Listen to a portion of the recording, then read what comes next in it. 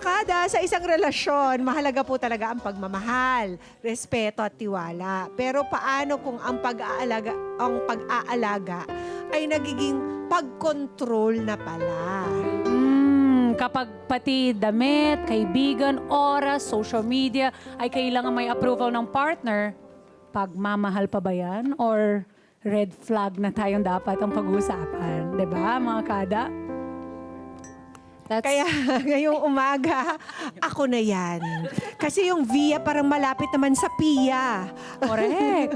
Ngayong umaga, alamin po natin kung kailan nagiging controlling yung concern, 'di ba, ng isang partner at paano po natin ito may iwasan. Yes, pag-uusapin natin yan ngayon kasama ang ating favorite love expert and dating coach, Coach V. Yes. Hi, Coach V. Welcome back. Hello mga kada! Good morning, my loves. Thank you for having me back. Naman, Coach V, it's always great to have you here. You are everywhere, I Yes. must say. As long as you turn on your YouTube and you watch podcasts, you will see Coach V there, Mama P. Kaya dito na siya. Siyempre, marami nangangailangan ng serbisyo ni Coach V at Totoo. yung mga clueless dyan. True. Pero wait lang, kayo ba ay naka-experience na ng controlling partner in your lives? Yan. Confessions. Kasi parang ako, never pa yata. Yeah, Ako hindi. Ako hindi.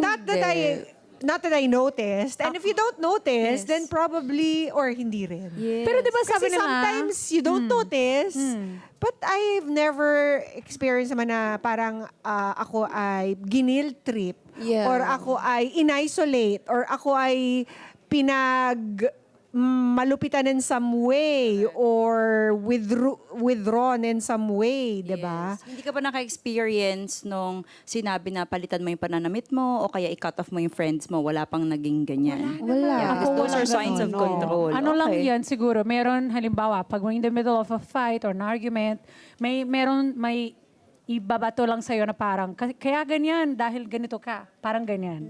May mga ganon in times of clashing, but never on a normal daily Yeah, that basis sounds like a routine. legit fight naman. Oo, Pero correct. siguro, para we're all on the same boat, Coach V, ano ba yung mga signs that somebody is becoming controlling na pala? Kasi sometimes it's under the guise of concern. Of protection. Oh, but Yes. then it becomes controlling na pala. How? Correct. Minsan pa dito sa Filipino culture, pag sinabing, uy, nagsiselos, ang sweet, nakakakilig. Ate, akala mo lang. Oo. So for example, jealousy, that's a normal emotion. Jealousy is an emotion, controlling is a behavior. So, kung jealous ka kasi you want to protect your partner, this is kind of acceptable. But if you're being jealous and sometimes nag-i-imagine ka na ng mga kung ano-anong rason, that's also a part of control. So anong difference doon? Let me share a personal experience. You were asking Mami P kanina, no? Na-experience mo na ba yun? Abay, meron ako dati, partida, manliligaw ko pa lang to. Oh. So we were working together because I used to be a trainer for one of the embassies dito sa Manila. Tapos sabi niya, you stop flirting with everybody. Tiningnan ko siya. Isip ko, sabi ko, did I flirt with everybody? Parang sabi ko, hindi. Pero you know what? Inisip ko, sabi ko, baka nga may mali akong ginawa. Napaisip akong ganon. Nako, after 3 months nalaman ko, kaya niya pala naisip yun at kaya niya pala ako sinita kasi gawain niya yun. Siya pala ang maraming chika babes. Usually ganon. So sabi ko, ay baka pinoprotektahan niya lang yung image ko as an instructor. Kaya niya ako sinusuway ng ganon. Kasi minsan pinagsasabihan pa ako sa pananamit eh. So anong difference ng controlling man sa protective lang? So protective is literally your body will feel na oh, he just wants to make me feel safe. Hindi yung parang nakaka-insulto naman yung approach niya. O kaya, hindi naman yung parang nakaka-offend. So when a man really wants to protect you, they tell you like, baby, let's do this next time. Hindi yung parang, bakit ka ganyan? Bakit mo ginawa yun? So the approach Or is very outright tell you different. to change your outfit. Ganun. Absolutely. Sabihin natin, protection is, it also makes you feel good as a woman, but you'll know that it's being controlling when it makes you question yourself. Na ginawa ko ba yun? Mali ba yung pananamit ko?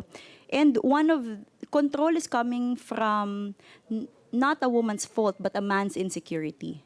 I love to hear that. May napayes doon, no? Sino Oo, yun? I love Mukhang ang may hugot Yes. doon, ah. And likewise, A man's baka insecurity. sabihin nila, ano tayo masyado tayong biased. Okay. The girl can also be controlling. Correct, Mama P. diba? Oo. Absolutely. So it always goes both ways when it comes to relationship. Because there are girls also who creates imagination of bakit mo tinignan yung girl na ganon? Parang napalingon lang naman si kuya. So it's that Bakit may react si Jasmine?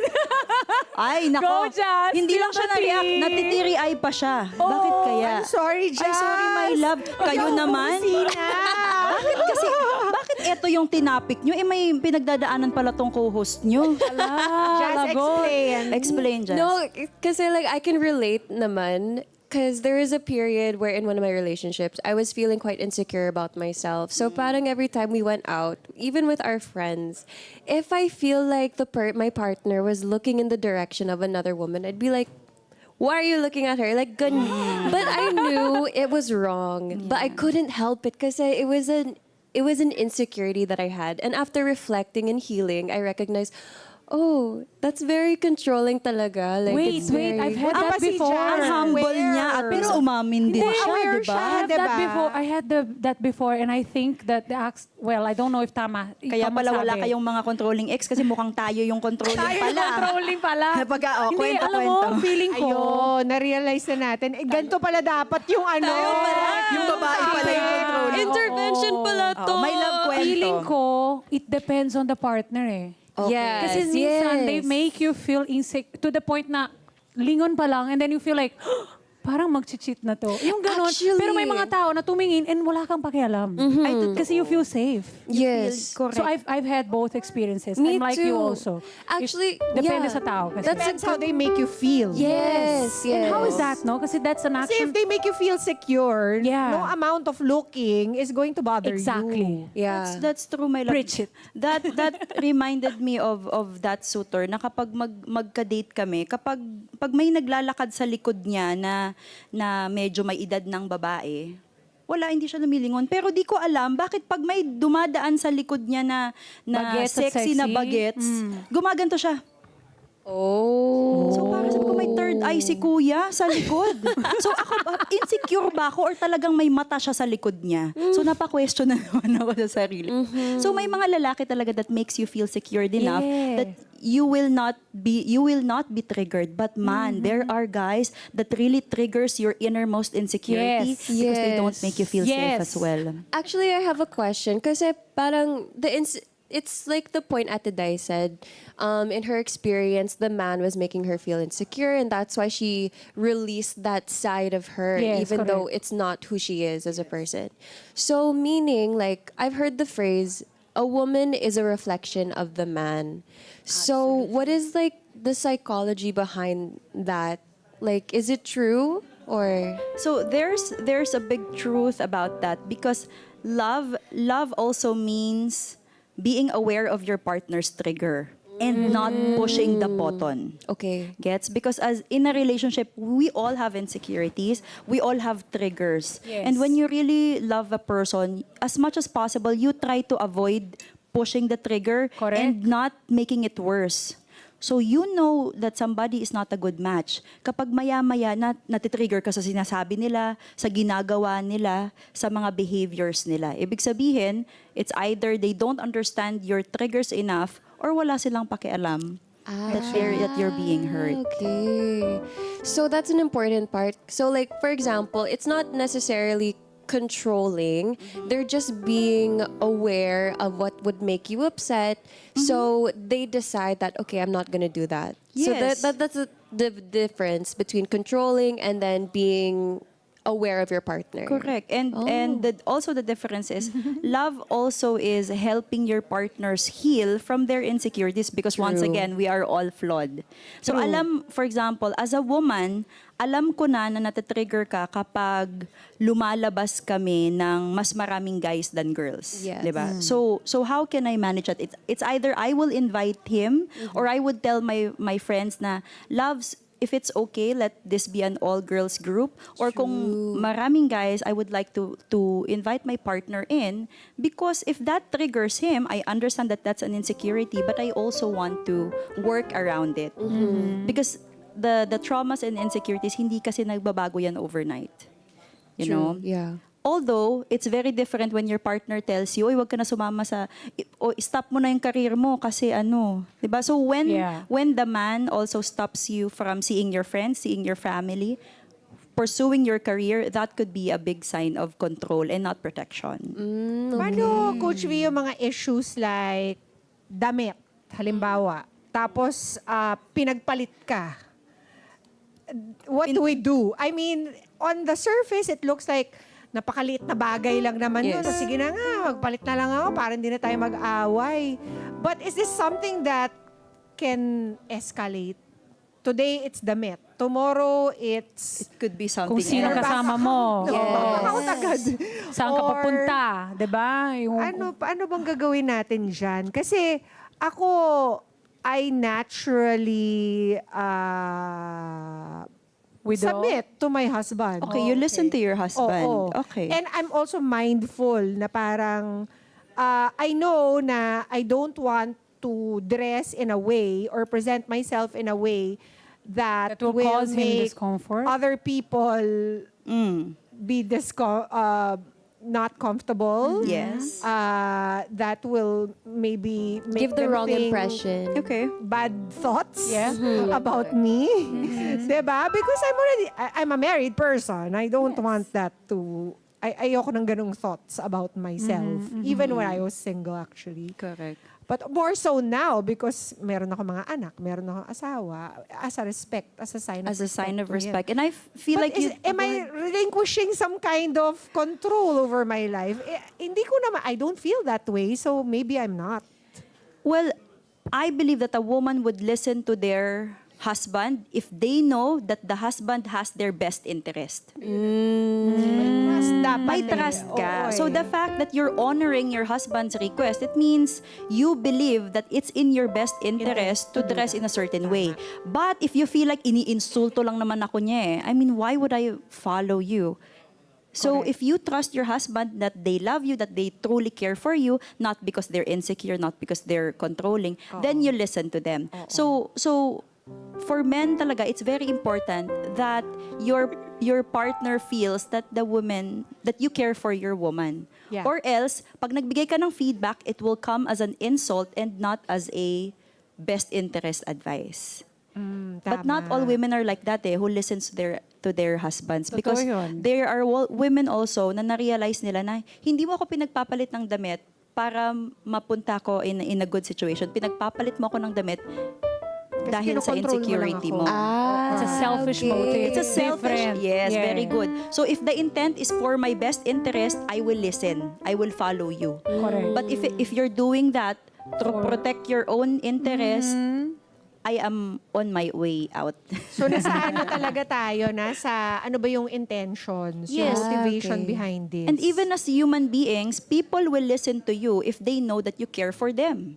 But if they know that, sinasabi nyo lang naman yan for their best interest, people will not listen to you. It's just human nature. So you must show that you care for them so that when you give feedback, they will listen to you. Actually, the clothing situation, when I came here to the Philippines, that was the first time where I heard about controlling boyfriends in the sense where they're asking the girls to change or they're telling them they're monitoring their clothes. Kasi parang in Canada, super, I guess, liberated ang the girls, the women there. So even if their boyfriend doesn't like what they're wearing, they'll still wear it. Yeah. Like as Yeah. well. Yes, yes, yes. Yes. mag-aaway na lang sila after. Tapos they'll just deal with it mamaya. Later. Yeah. Ganon. But then here, I noticed that that's when the narrative started to shift. But out of respect for their partner, and again, it's like you said, it's the intention because, yeah, if their best interest is for you, then they're Then you only gonna look follow. out for you. Yes. Yeah. So ano ba ang tamang paraan para kausapin ng partner mong kung meron kang pakiramdam na controlling na siya? Okay. So it's different for men and women. For example, for women, if you feel that your partner is controlling, you share to them what I told you earlier. I feel like you're giving me this feedback for you, not for me. Ooh, we can Remember, say that. baby girl approach, not because, diba, it's the delivery. Sometimes the delivery is more important than the message. Sobra. So baby, I feel like you're saying that to me, not for me. It's not for my best interest. So if I'm wrong, please let me know. Baby girl, kalma. Hindi yung, wala, sinasabi mo lang yan kasi ganyan. So, yan. Yeah, kasi insecure ka, nako, lalo ka, hindi ka napapalabasin sa bahay next. So, kapag lalaki naman, ang feeling nila the woman is being controlling, ang man naman dapat ang approach niya sa babae, assurance. My love, even if I go out ng nakatopless, ikaw lang yung laman ng puso ko. Oo, dapat ganun sila assuring magsalita. ang approach. Na you're the most beautiful. It doesn't Yes. matter who I see in the streets. yung ganon. Like my love, kahit magrampa sila ng nakatupis in front of you, like I don't care, I You don't- only have eyes for you. Assuring ang approach ng lalaki, ang approach ng babae, bebe girl. Baby girl. So, kung hindi na healthy, ano ang safe way para makipag-break sa isang controlling na partner? Well, it's different when you're in a relationship with them or when you're married with them. Correct. When you are in a relationship, if you are dating my loves, this is the chance that you have a way out because dating is about choosing. But you can still choose. Can I manage or can I imagine my life being told to change my outfit every Saturday night? If I can do that, then maybe he is my life partner. If I can't deal with that, meron pa akong chance, hindi pa ako kasal eh. Pero kapag kasal ka na, baby girl, ibig sabihin, gumawa ka na ng desisyon. You've already True. made a decision. But the truth about human beings is hindi sometimes lumalabas yung mga ugali unless matagal na. Ba? So one of the ways that we encourage if you've seen controlling behavior from your partner is the conversation. Second, kapag hindi kaya ng conversation, you really ask for help. There are people who are doing, counseling or talking to other couples na, how can I talk to my partner in a certain way? Kasi sometimes hindi mo talaga kaya mag-isa. Lalo na if you are already under the control of your partner. And that reminded me of my mom. When she was with her ex-husband. Pag pumupunta, so nakaseparate na sila ng bahay, pag pumupunta yung mommy ko sa bahay ng lola ko, ng lolo ko, uuwi yan, for sure mag-aaway sila ng asawa nila. Kasi ayaw ng ex-husband niya na lumalabas siya. Ayaw ng ex-husband niya na nakapustura siya. Gusto naka-duster lang lagi na may butas-butas. So, So, before, hindi namin maisip na controlling yon. Kasi from the province of Masbate, akala namin, ay, protective lang yung stepdad Correct. ko. Ganun ang isip Hanggang nila. umabot na yung 10 years, nakita namin, ang ganda-ganda ng nanay ko nung inasawa mo. Ngayon, mukha ng nalosyang. So, going back to Jasmine's point, a woman is a reflection of a man talaga. Pag gusto mo makita, if a man is, you look at their wife. Is the wife stressed? Is the wife Correct. happy? Maganda Is ba the siya? wife, yes. Is the wife healthy? Diba? Or is the wife nanginginig sa takot pag tiningnan lang ng husband? So, observe the wife True. and you will know what is the husband's attitude. True. I love that. Actually, as a joke, I always say to my partners, as a joke lang, I say, when you start making me ugly, I'm leaving you. Ay, Kasi sayang. totoo yan. Agree. Totoo yan. Parang flower. Kapag, if you are in a good hands of a good gardener, you bloom. But if you are in the hands of a gardener who doesn't pay attention to you, who doesn't water you, who doesn't put you in a good environment, ayan, kumbaga, yung bulaklak mananalata. Mabubulok. Mabubulok. Hindi ka na bulaklak. Malalanta. Kaya para hindi tayo malanta, kailangan tayo ay updated sa mga ganaps ni Coach V. Diba, Coach V? Please remind Arcadas paano ka i-follow. Yes, Where my can we get love. more sage advice? Love, dating, and relationship. Merong science behind that. Go visit Matchmaker Philippines on Instagram, Vanessa Antonio on Facebook, or if you want to work with Coach V one-on-one, it's matchmakingmanila.com. Thank you mga kada for listening and for watching. Meron ako makakakilalang gusto mong sumama sa dating Sinabi mo na namin. Okay yan. Ano yan, March? Yes, March ang I-announce mo susunod. na. March 28, sa mga single dyan na walang kadate ng Valentine's Day, may pag-asa pa. Kahit hindi kami naghahanap ng date, Okasyon. mag-join kami doon. Hindi, okay lang sa mga naghahanap. Ang point ko Yes. doon is kami ni Jazz at Via, we would love to experience your event one of these days, even if we're not single. As We just want to see observers. how it is and how it feels and maybe cover it for Kada Umaga. yes. At saka, kung meron kayong mga problema tungkol sa dating, tungkol sa relationships, you can always email us here and Coach V will answer it. We will talk about it dito sa Share KU. Just email kadaumaga.net25@gmail.com. That's right. Kaya thank you so much, Coach V. Thank you so much, Kada Girls, and sa ating mga Kada. Ito, syempre, may lesson na naman tayo. Kung ang isang relasyon ay nagdadala po ng takot, pagdududa sa sarili, at pakiramdam na namawawala ka na, panahon na po para magtanong, healthy ba ito para sa akin? Yun. Dahil po ang pagmamahal, hindi dapat nakakulong. Dapat ito'y nagbibigay ng tiwala, respeto at kalayaan para maging ikaw pa rin. Tandaan mga kada, ang tunay na pag-ibig po ay hindi kumukontrol. Ito po ay sumusuporta. At nagpapaganda. Okay, at dahil hindi po natin kontrolado ang oras, next time na ulit ang mga usapan natin dito sa Share KU. Let's get together. Sunday at 25. Sunday at 25.